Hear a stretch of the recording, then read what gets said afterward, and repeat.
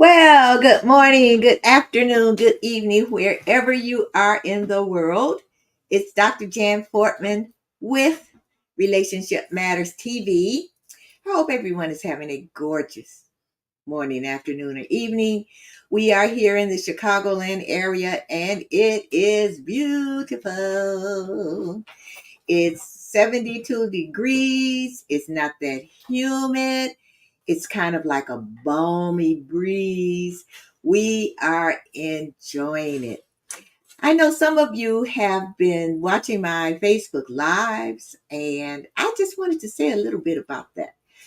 As you know, relationships, and I talk about the relationship with your body. And so I am venturing out and climbing. It's a place in Palos Heights, Illinois. It's called Swallow Cliffs and it has steps, 129 steps. And that's what I'm doing with my friend. We are venturing out. We are trying to take care of our bodies. So we're doing these 129 steps. We can only go halfway up and stop and and so then we go the rest of the way. But next week, what we're going to try and do is go all the way up without stopping. Hopefully, we don't pass out on the steps. But anyway, relationships are important, especially the relationship with your body. So, enough about that. I want to bring on a guest that is going to really give us some insights and some valuable information about the workplace. And I know a lot of you are still in the workplace, number one. Number two, you have businesses and you have employees. So this is going to be a topic that should be, not should be, will be extremely interesting and extremely informational and educational to you and a little entertaining to you. So, what I'm going to bring on to you is Dr. AnnaKallschmidt, and you are on mute. Yes. Hi, how are you? I am great. How are you? I'm doing well. Thanks for having me today. Oh, definitely, definitely. Now, where are you? Where are you located? I'm in Southern Maryland. I'm in the DC area, so I'm in what we call North Bethesda. Okay, so how is the weather? It's a swamp. You were talking about the breeze, and I was like, wow, I wish it was breezy here. It has just been really, really hot. Oh my goodness. Oh my Yeah. goodness. But the weather comes from the west and goes to the east. So probably in a day or two, you're going to have some nice, cool weather, hopefully. Hopefully, next week it's supposed to get back to boiling again. So it would be nice to have a weekend break, that's for sure. Wow. So let's get on with it. And here are, we have some viewers right now. And Margaret Lance, greetings from Scotland. Scotland, wow. It's late Yes. there for you. Yeah. Hi, Margaret. It's so great to see you. It's 1 o'clock in the morning there. I know. I know you glad to be here. And as soon as this is over, go to bed. Get some sleep. So let's get in with Dr. Anna. So let me tell you, this is what I put on my social media. If you think about inclusion in your workplace.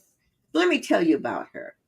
She is an award winning industrial organizational psychologist from Florida International University.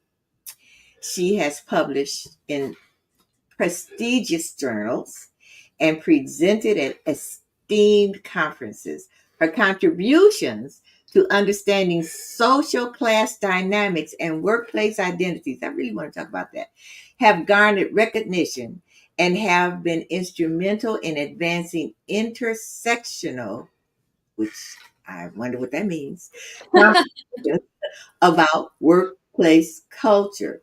And she is a thought leader in understanding the unwritten rules of work and how they impact marginalized communities within organizations. She is so good at what she does that her work has increased her previous clients' employee retention rates by up to 30%. You know what? That is really great. I was at a conference with a woman, and she was talking to me about how she could not keep her employees. Yeah. And I asked her, I said, well, kind of what's the makeup of it? And she said, well, it's, very diverse. I have some older people that have been with me, for 20 something years, but I have these young Gen Zs and what millennials that come in, and there's a clash. Mm-hmm. So tell us all about what you do. I said a little bit, but yeah. Well, I will tell everybody what an industrial organizational psychologist is, first of all, because I actually had never even heard of it until college. So we're a very, very small group. I just saw a magazine list us in the least common jobs in America. But we have one of the smallest rates of unemployment, though. We're everywhere, but we don't call ourselves psychologists when we're in organizations because everybody affiliates that with therapy.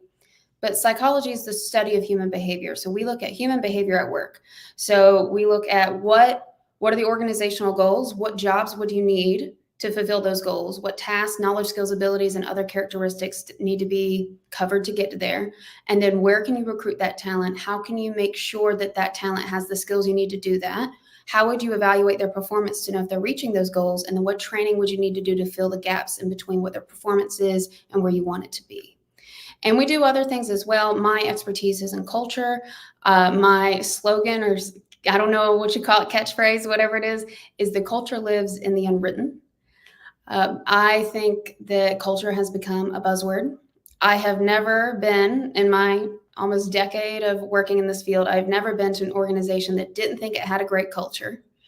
But they bring me in because they can't keep their employees, or they don't know why they're not reaching their goals, or they don't know why nobody seems happy, or they don't know why they have these legal issues and why their reputation is so bad, right? And you got to take a dive into the culture at that point, because culture is everything.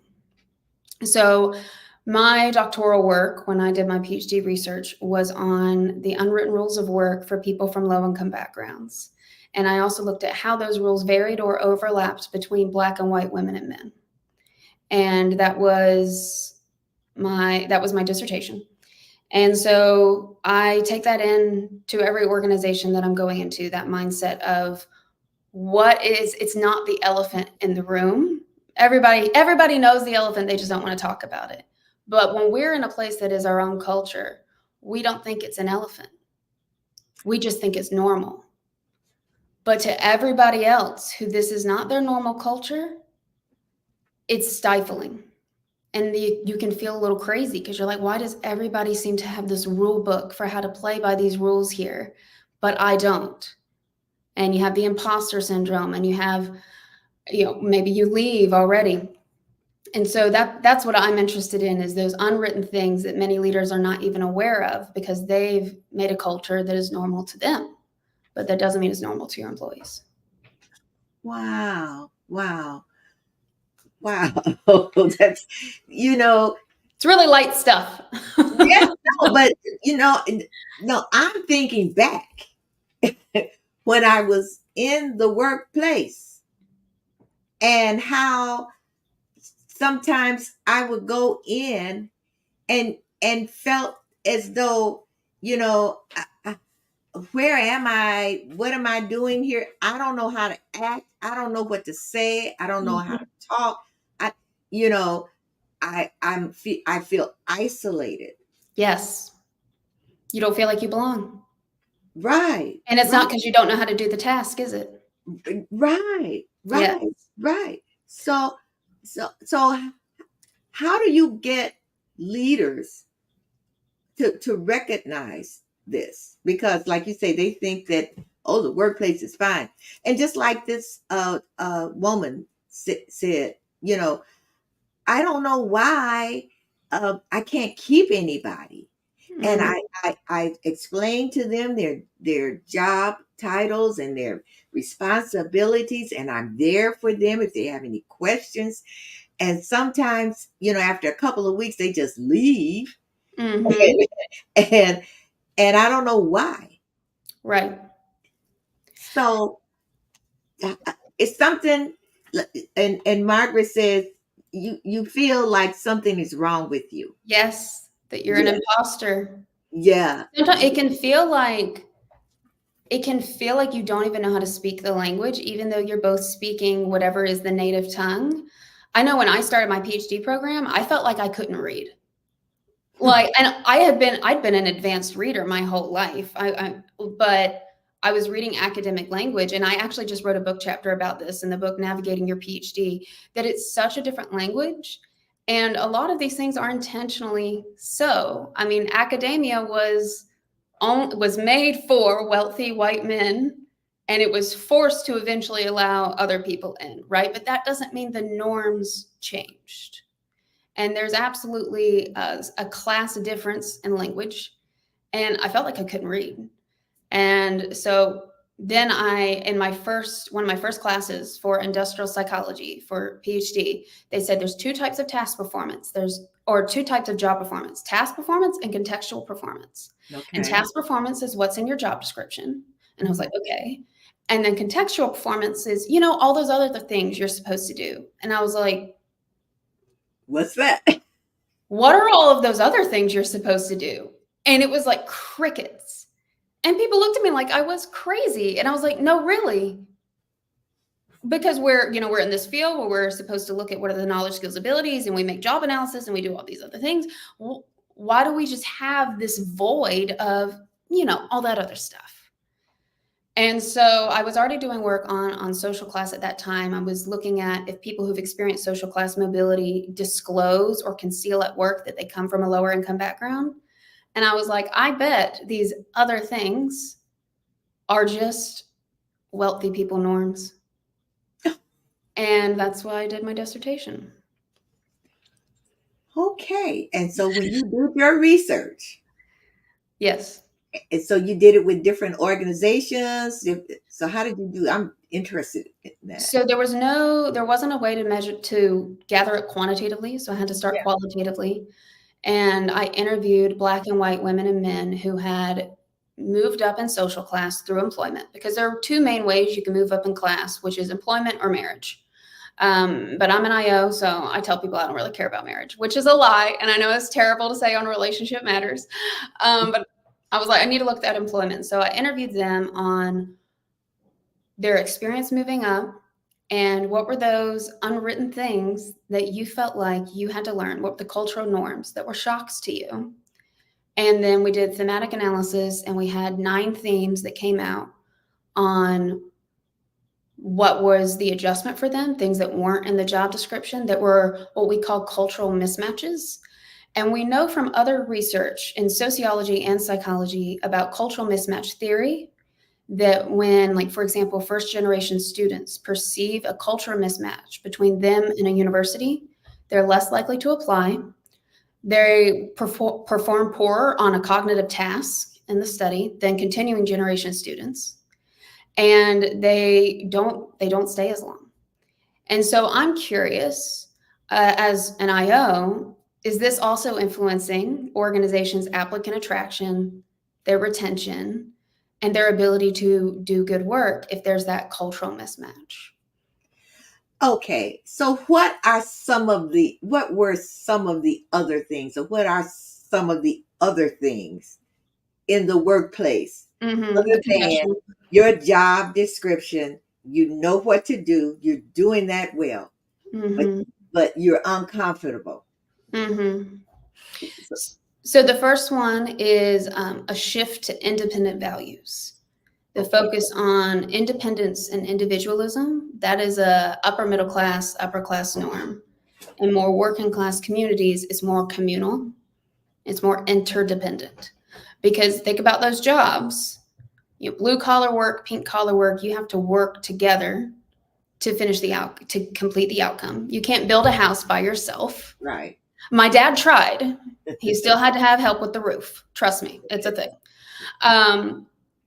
But you also grow up sharing resources with people because y'all don't have a lot. And so many of my respondents brought up how shocking it was to be in an environment where they had to be so I-centered. And this connects to other research we know about women and people from underrepresented racial backgrounds, that the elevator pitch or the rating yourself on a performance evaluation or even interviewing are more likely to say, women and underrepresented minorities are more likely to say, my team and we did this. While in a white collar, more upper class environment, they hear, oh, you didn't do anything. And it's this mismatch, right? Because the truth is, in a white collar environment, everybody's saying, I did this and I did that. And nobody did it by themselves. But it's a cultural difference. And so that And when was. you say cultural, you also mean women, because yeah, we're taught to say we. Yes. You're bossy if you're not. You're arrogant if you're not. You're the B word. Yes. Yes. Right. And so what is another one? So the other one of my favorite is learning to be indirect in your communication. Okay. And that it's my favorite because that is probably the hardest one for me, is the cushioning things, the handling people with kid gloves, the not really giving direct feedback. And I really dug into this research because there is so much research showing that speaking indirectly leads to so many communication problems at work. And Yes. communication, 70% of business leaders say communication is their biggest issue. Yes. So it just seems wild to have this norm of speak indirectly. Don't actually tell people what to do. Don't actually tell them what you think. Skirt around it. And this was very frustrating for my respondents because, again, in working class jobs, you don't speak indirectly if the roof is about to come down. You don't speak indirectly if you're a CNA and the patient's crashing. It's not if you're a childcare worker, you don't speak indirectly to tell them not to touch a hot stove. There are more risks, and you can't skirt around that. And so there's research showing that that's a problem. And then I have also recently, and I did this research years ago, but I've recently run into, and maybe this is backlash from my research, that some people have said, well, the upper middle class giving indirect feedback and not really telling you what a problem is because they're trying to coach you on how to solve the problem yourself. And I was like, okay, they still have to know what you're saying to be coachable, but I think that also ties to the individualism, the independence, right? Of you should be able to figure this out. And I post a lot of videos on, I told you I get a lot of my speaking engagements and workshop requests from TikTok, actually, which I've only been doing a couple months. And actually, a lot of people who follow me don't even have a lower class background. They're neurodivergent, autism, ADHD, things like that. And they're like, I'm not working class, but if somebody doesn't tell me explicitly, I literally cannot read between the lines. There is no, I'm not going to figure it out from you saying, do better next time. No, tell me what I can do better next time. I want to be able to meet your expectations. This, now, to me, that's a real problem. I mean, if you're in the workplace and let's say you're doing whatever, and you have a job, a responsibility, and your boss or supervisors comes and said, well, yeah, you, like you said, you did okay, but I know you'll do better next time. That doesn't make sense to me, because Right. okay, so do better next time. I thought I was doing great. I wouldn't have done poorly on purpose. Right. Yeah. And I didn't know that was a thing. Really? Yeah, so actually, this direct versus indirect communication is definitely a thing. So there's this framework called the intercultural conflict style, and it looks at how different cultures approach conflict. And this isn't just at work; this is just relationships in general. And so think of like an XY axis, and on the Y axis is directness, if you're direct or indirect, and on the X axis is emotional expression. And this isn't just the US, more globally, that African and Latin American cultures tend to be more direct and allow more emotional expression. Middle Eastern, more indirect, but still allow emotional expression. Asian cultures, low on both, indirect and less emotional expression. And then white cultures, as in thinking Europe as well, more direct, but no emotional expression. Think like Germans. I say that as my grandparents were from Germany. Okay. Um, I would argue there is still class nuance in there because the white culture I'm from is more direct, but corporate America is not. It's more indirect. And so it's a phenomenon, not just at work, but in relationships in general, that culture varies on how direct you are allowed to be. Hmm. Never really thought about that. Yeah. The fact that you're saying it makes me think that, if I think about relationships, especially professional relationships, Mm-hmm. yeah, I can see that. Okay, a text came in. It says there are many elephants in the room when we speak of culture in the workplace. One is those who are not in the old boys club have to be twice as good as some just to be in the room. And being in the room doesn't mean you're allowed to talk or that they're going to listen to you either. Wow. Okay. And Margaret is, yeah, she's saying Africans are more direct, just my opinion, as an African. Yeah. Okay.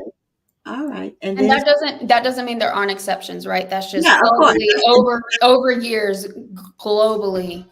That is The what. generality. That's, yeah, just and it's generalities. Mm-hmm, And mm-hmm. so let's look at women.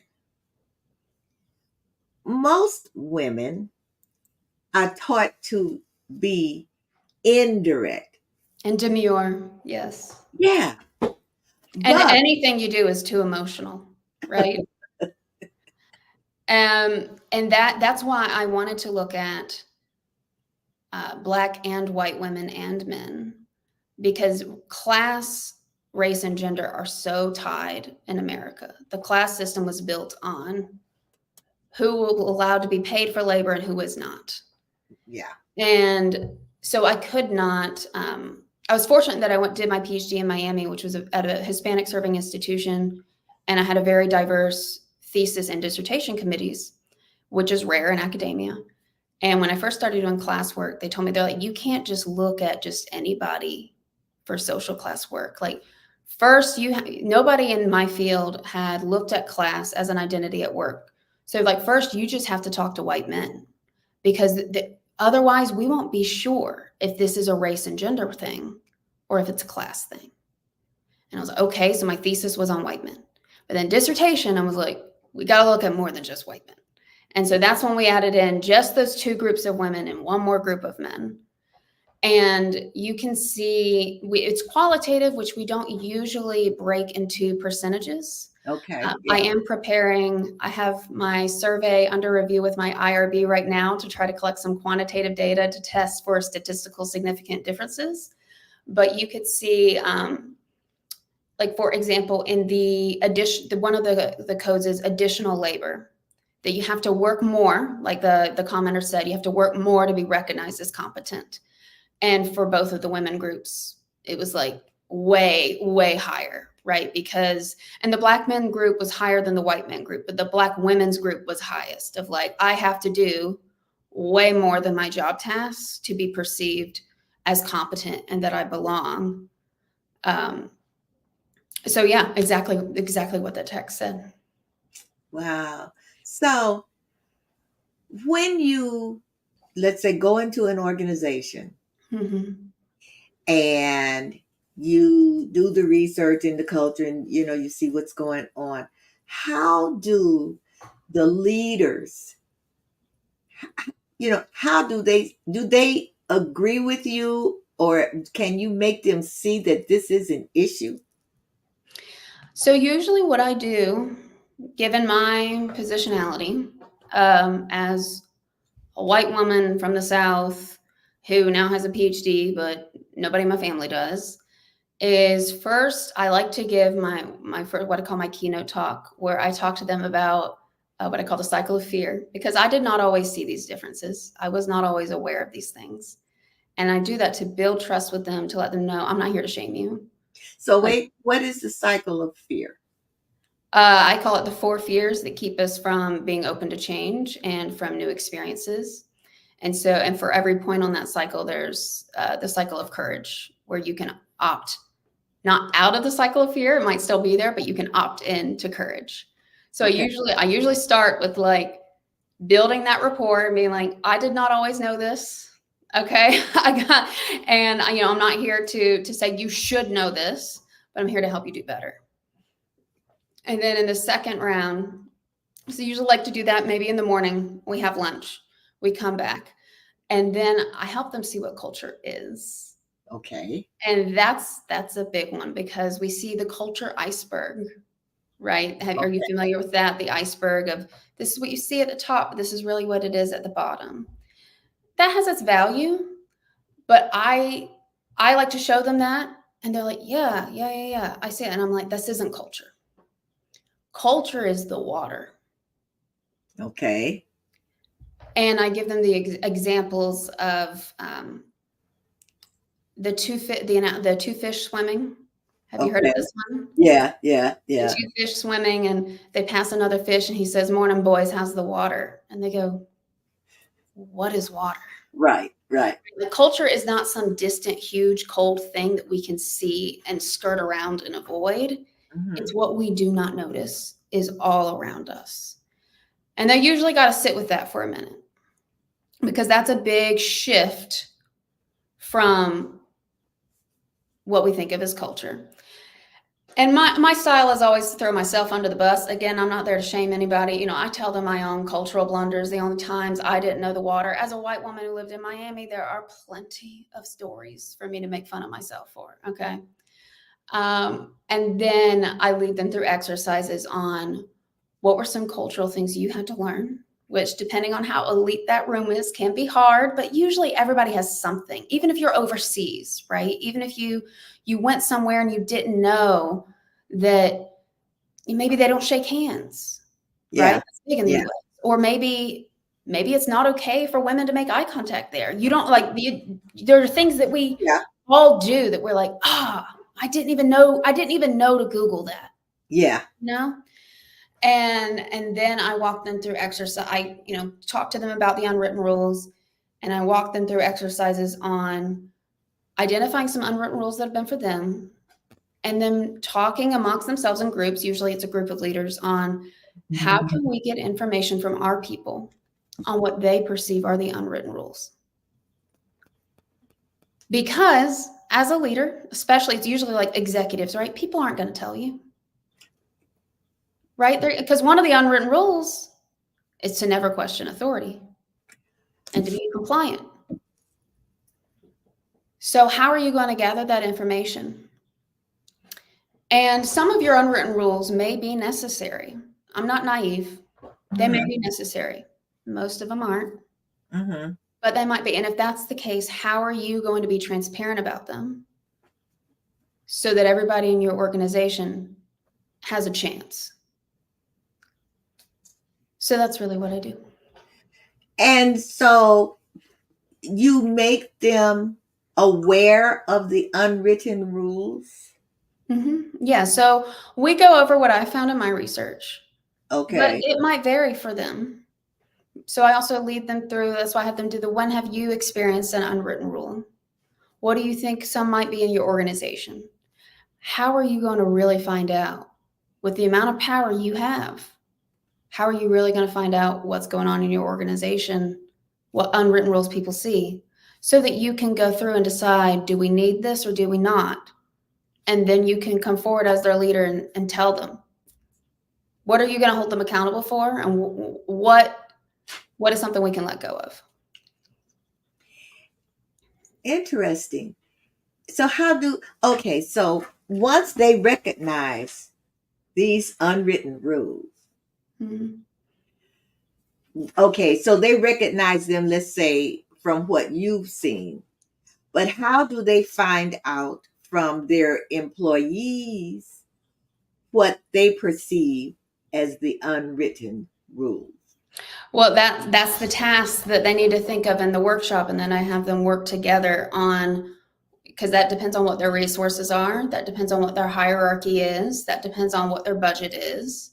I have suggestions. I have, I've been the one brought in to talk to the employees, to do the focus groups as like the third party who's not involved, right? Like I'll come in, I'll talk to them, and I can report in aggregate. And of course, you got to really build trust with people. But this is what I do. Okay. So, I am held by ethical board standards to not disclose the names of any of my participants. So often it can be that. It can be, an anonymous survey, but you still have to have someone design the survey. You got to figure out how you're going to do that. And it depends on how many people are in the organization as well.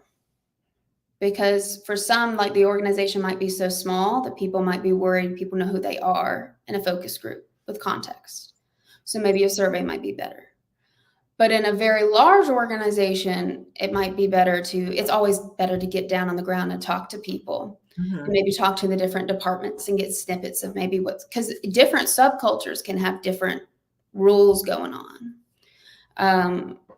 I said, sometimes I give the example, I'm like, do the marketers and the engineers often have lunch together in your organization? And Probably not. people are like, no, right? I mean, they can, but they don't, Right. because they're different subcultures. Right.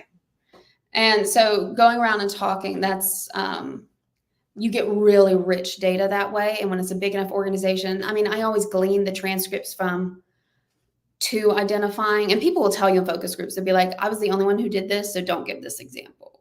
Right. And so you got to mark that out. So it takes a lot of attention and care. But I really think, we've seen in the last 4 years, organizations spend millions, if not billions, on DEI efforts that they are now complaining about don't work. And I'm a big supporter of DEI. I've done that work. I'm continuously doing that work. You're never an expert. But I think Band-Aid is going to cover if the underlying rules, nobody knows what's going on and they only serve one group. Yeah. Because what the unwritten rules are the cultural norms of the majority group with the most power. And the underlying idea behind all of them is that there's one right way to do things. And that if you don't know it, that you should. And if you still don't, then you don't belong here. Wow. So I don't think we can make progress on some really excellent DEI efforts if at the end of the day, you're still expected to be voiceless, totally individualistic, Some people take on additional labor, other people don't have to. All those other things. Wow. Okay, so here's a message, a text. How can you get your message to the masses in order to help those in power to get educated and be more sympathetic to those not in their culture without threatening their power position? That's tricky because people feel threatened very easily. I always try to sell the value. And usually when I'm brought into an organization, they already know something's wrong. Okay. I don't get brought into places that are like, our retention is 95 and above percent. We're having a great time here, so they know something's off and they know they want to fix it. And it's tying it to the value of prioritizing multiple cultures does not mean that none of them are important or that only one is important. What you have right now is prioritizing only one. And we know from decades of research that when you only have groups that are homogenous, they do not perform as well. They make more mistakes, Yeah. will catch errors. They're Yeah. not as innovative. I mean, and that there are dollar signs on that, on the heterogeneous workforces outperform their homogenous peers. And especially in the US, I mean, we're predicted to be, like a majority Hispanic by like 2040, 2050, somewhere around there. I mean, the workforce is changing. Mm-hmm. And the places that are going to be more successful and able to recruit a workforce are going to be the ones that know how to not just force their own culture. But there are benefits. There are so many benefits to cultural diversity. And again, with the biggest issue being communication. Yeah. Across industries and business. Recognizing things as a cultural difference and not an assault on your character opens up a lot of communication lines of that you can say to someone, I heard this. Is that what you meant? Or, okay, hearing that, I would take that feedback and apply it this way. Is that what you meant? And you can prevent a lot more errors. Yes. And, the irony you had talked about, women are taught to be more other-centered. And this is where women are typically very good at this. Or better usually because men are penalized for showing emotion or showing that they're too caring or agreeable, which is terrible for all of us. But then women also have, and I see this among my own white women, because there are still so few of us at the powerful table, that we eat each other alive instead of pulling up more seats to the table. And so you don't always see women in top leadership showing these skills that we were encouraged to have our whole lives of communicating. So I could keep talking forever, but for really powerful people, I try to show them the value. I try to show them how this connects to their problem, because it almost always does. And how it usually helps with more issues than they realize it's connected to. And the other connections, like I said, about the women fighting each other for a seat at the table, those things often come up too when you're trying to approach these problems. And one of the fears I talk about in my cycle of fears, the fear of being replaced. And the only way out of that, in my opinion, is you have to have the courage to recognize what is within your power. Yeah.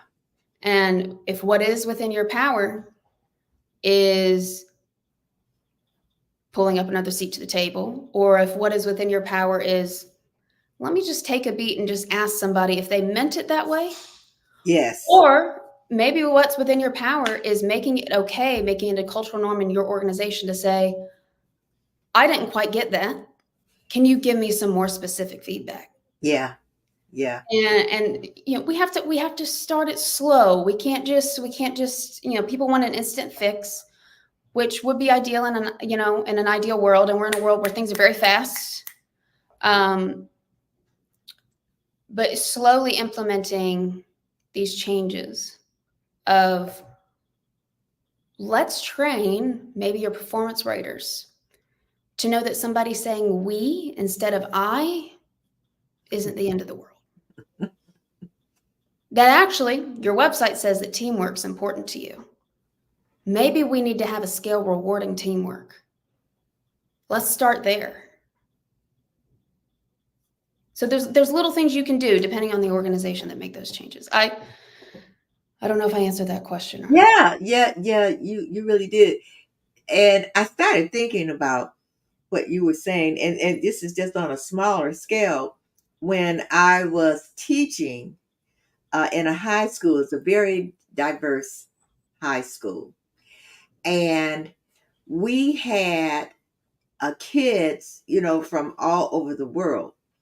And I think it was, where were they from?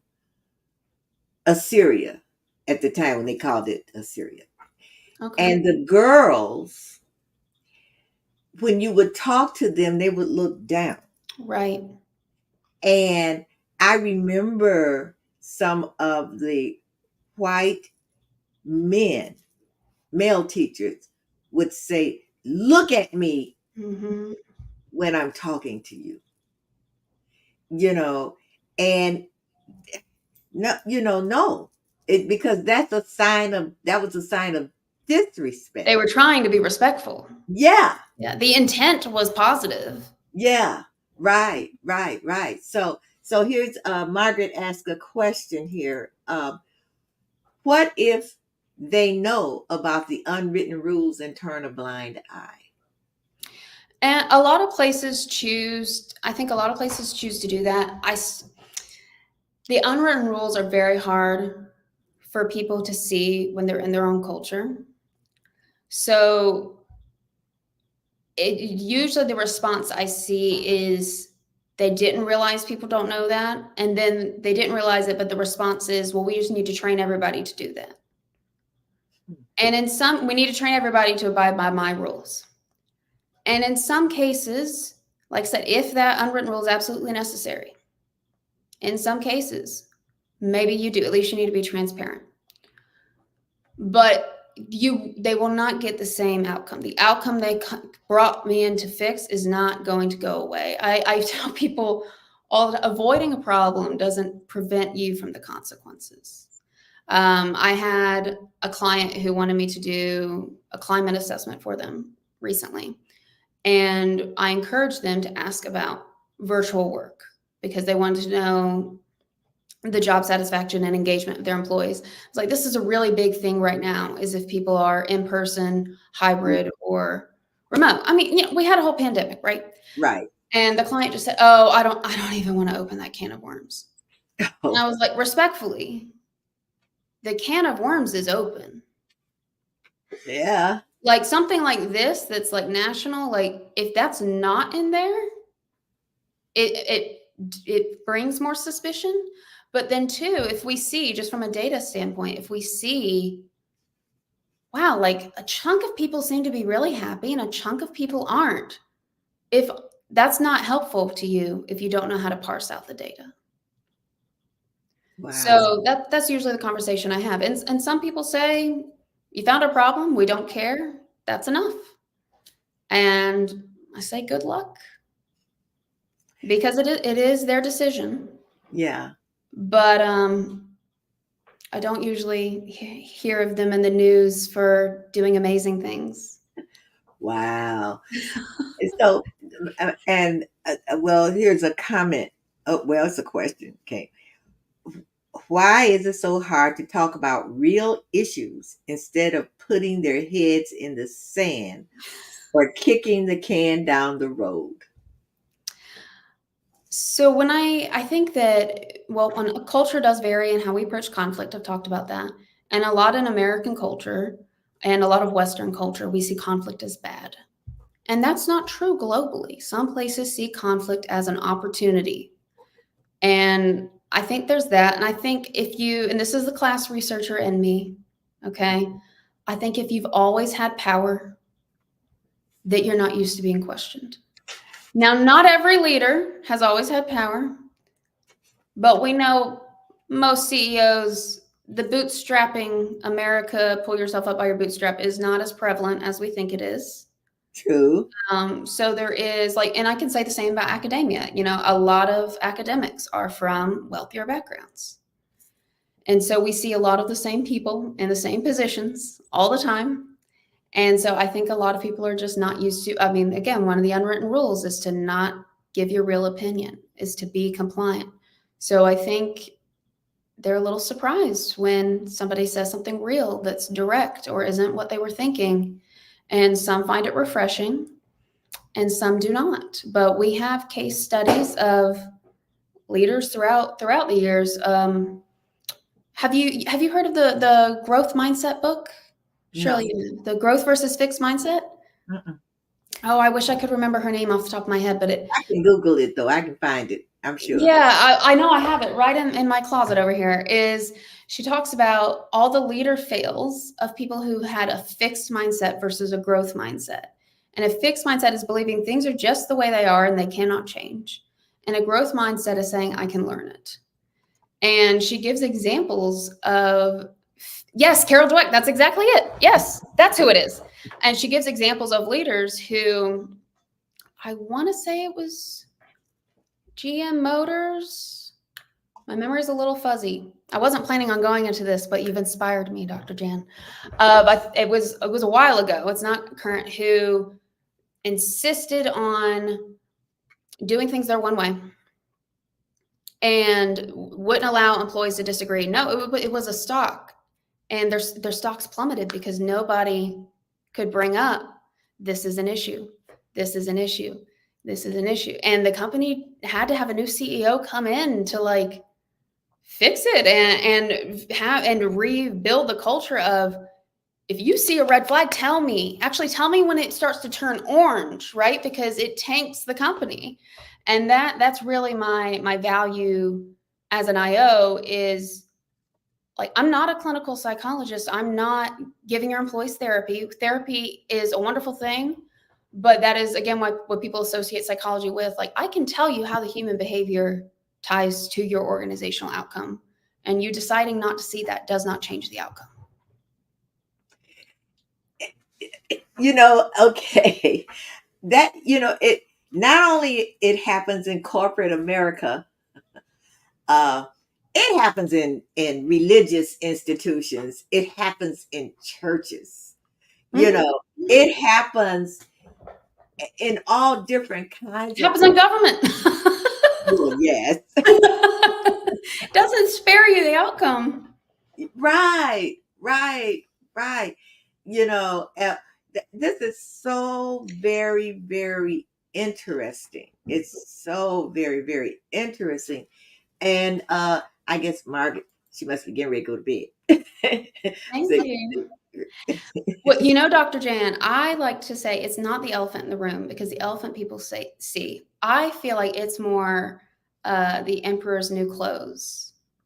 Do you know that story? yes, of course. About the emperor who these Yes. new salesmen come in, they tell him, we have these fine garments for you, but only wise people can see them. And so he puts them on and it's nothing. He is naked.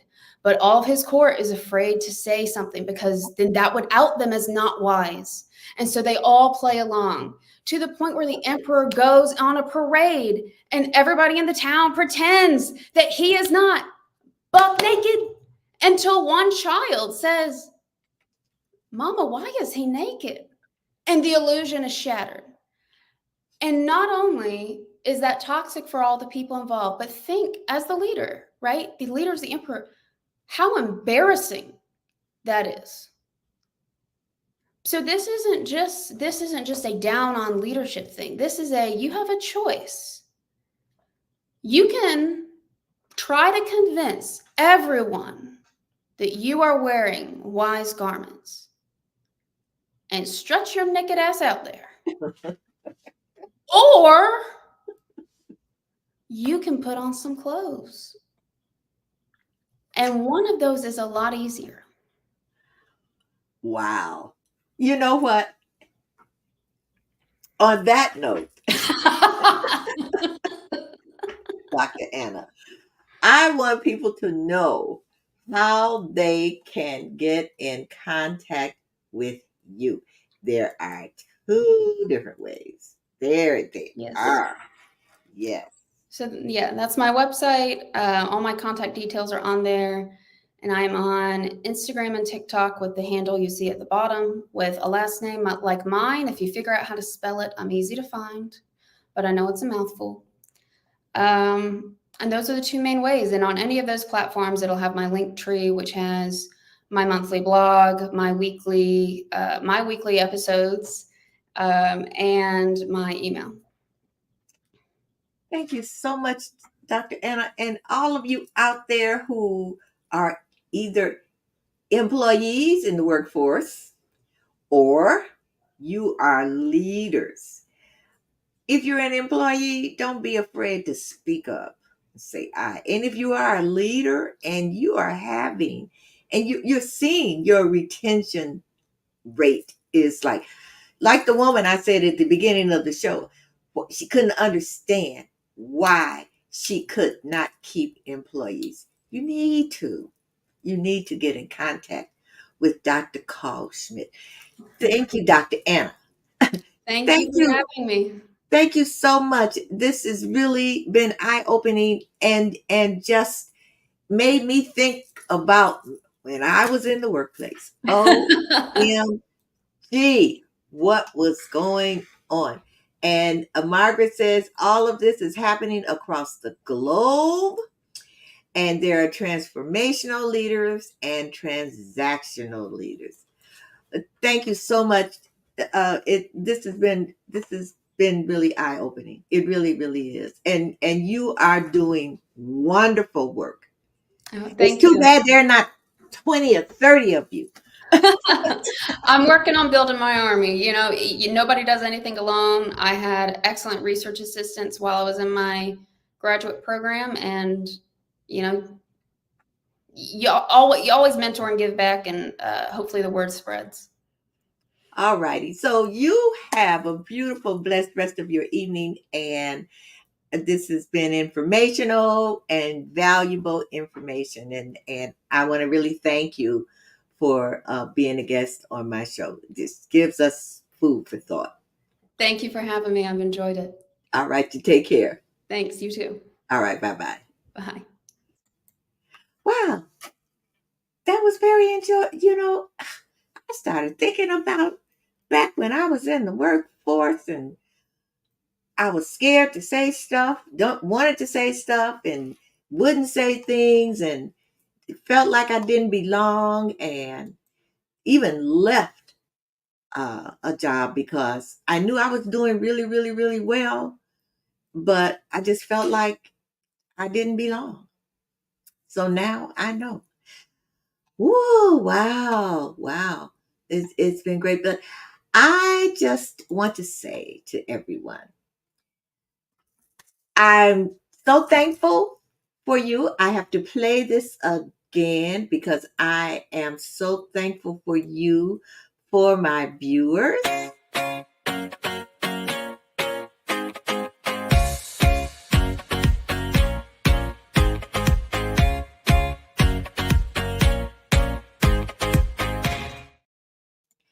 And for you who are Audible only, I played that little short video because it just said that I had, as my June viewers, 52,000 plus. And I just really want to thank you.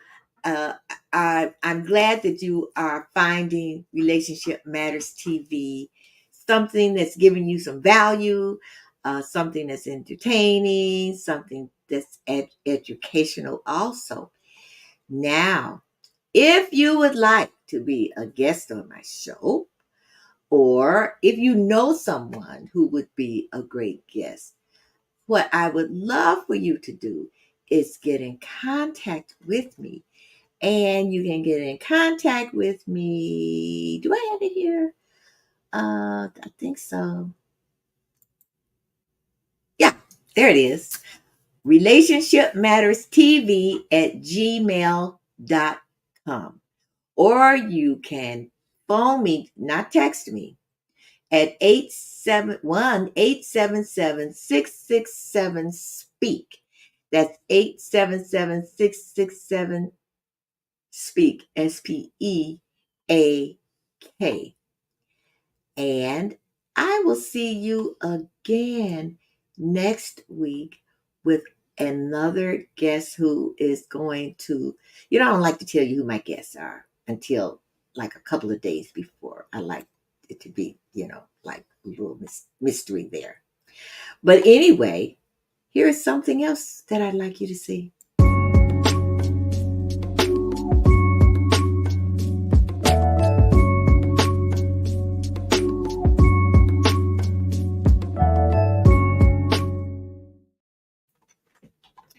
So, what I would love for you to do is get in contact with me at Relationship Matters TV at gmail.com.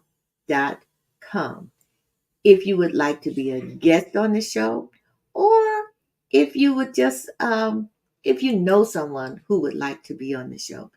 And you can see me on 3 different networks that I'm on.